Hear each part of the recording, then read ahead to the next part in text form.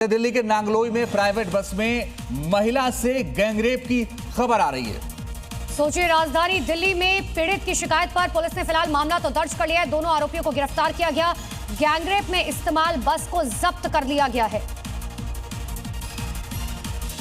तो आपको बताएं कि दिल्ली से यह अहम खबर है, जहां पर एक महिला ने आरोप लगाया कि उसके साथ रेप हुआ और नांगलोई से ये गैंगरेप की खबर है। फिलहाल पुलिस ने मामला दर्ज किया है और प्राइवेट बस में, बड़ी खबर यह कि प्राइवेट बस में गैंगरेप की शिकायत पीड़ित ने दर्ज कराई है। ये खबर सुनते ही आपको 2012 के निर्भया गैंगरेप याद आएगा, लेकिन सोचिए उसके बाद भी हालात कुछ नहीं बदले। आज हम 2026 में हैं, बावजूद इसके नांगलोई में चलती बस में गैंगरेप की खबर सामने आ रखी है।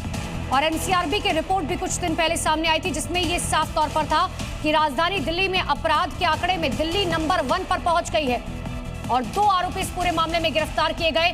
चलती बस में एक बार फिर से राजधानी दिल्ली में गैंगरेप की वारदात।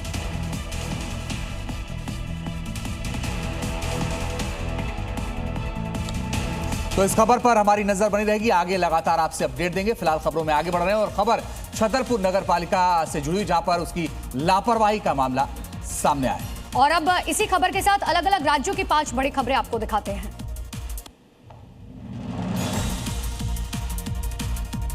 तो छतरपुर नगर पालिका की लापरवाही से पूरा शहर कचरे के ढेर में तब्दील हो गया। 40 वार्डों में सफाई व्यवस्था ठप होने से नालियां चौक हो गई, जिससे बीमारियां फैलने का डर बना हुआ है। वहीं प्रशासन मानसून से पहले विशेष अभियान चलाकर सफाई की बात कह रहा है। गोरखपुर के पादरी बाजार में खुले नाले में गिरने से एक डेयरी कर्मी की मौत हो गई। निर्माणाधीन नाले का सरिया पेट में घुसने से हादसे का रोंगटे खड़े कर देने वाला फुटेज सामने आया। मामले पर प्रशासन ने कार्रवाई करते हुए जेई को निलंबित कर निर्माण एजेंसी पर एफआईआर दर्ज की। राजस्थान के करौली में आवारा सांडों के आतंक से स्थानीय लोग दहशत में हैं। इंदौरा के मोहन नगर में सांडों के खूनी संघर्ष में एक घर का गेट और स्कूटी चकनाचूर हो गई। स्थानीय लोगों ने सांडों को शहर से बाहर भेजने की मांग की है, क्योंकि आए दिन सांडों के ऐसे झगड़े उनकी जान पर भारी पड़ते हैं। जम्मू कश्मीर के डोडा में डाक बंगले से 37 हज यात्रियों का जत्था पवित्र यात्रा के लिए रवाना हो गया। डिप्टी कमिश्नर ने वाहन को हरी झंडी दिखाकर रवाना किया। इस दौरान यात्रियों के परिजनों के साथ प्रशासनिक अधिकारी, स्थानीय लोग मौजूद रहे।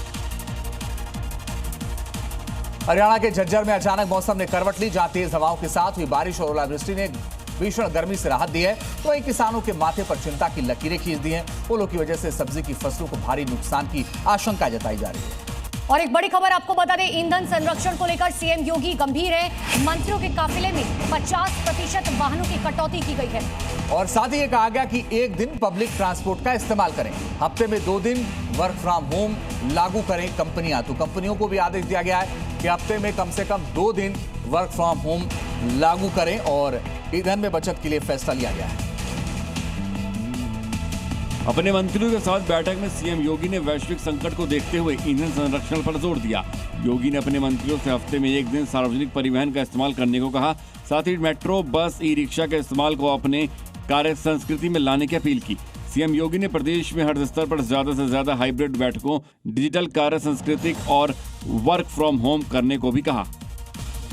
पीएम मोदी की ईंधन बचत और सादगी अपनाने की अपील का असर है, अब जमीन पर ये दिखने भी लगा है। देश भर में मंत्री, सांसद और जनप्रतिनिधि काफिले घटाकर साइकिल, बाइक और एकल वाहन से सफर कर वीआईपी कल्चर तोड़ने का संदेश देते दिख रहे हैं। पीएम मोदी की ईंधन बचत और सादगी की अपील का असर अब देश भर में दिखाई दे रहा है। रेल मंत्री अश्विनी वैष्णव ने पायलट वाहन हटाकर एक ही कार से कामकाज शुरू किया। जबलपुर सांसद आशीष दुबे साइकिल से दफ्तर पहुंचे, जबकि महाराष्ट्र के मुख्यमंत्री और मंत्रियों के काफिले में गाड़ियों की संख्या आधी कर दी गई। साथ ही विदेश दौरे रद्द कर दिए गए। वहीं हजारीबाग नगर निगम के महापौर अरविंद कुमार राणा कार छोड़कर साधारण मोटरसाइकिल से दफ्तर पहुंचे। इन कदमों को ईंधन बचाने और वीआईपी संस्कृति कम करने की दिशा में बड़ा संकेत माना जा रहा है।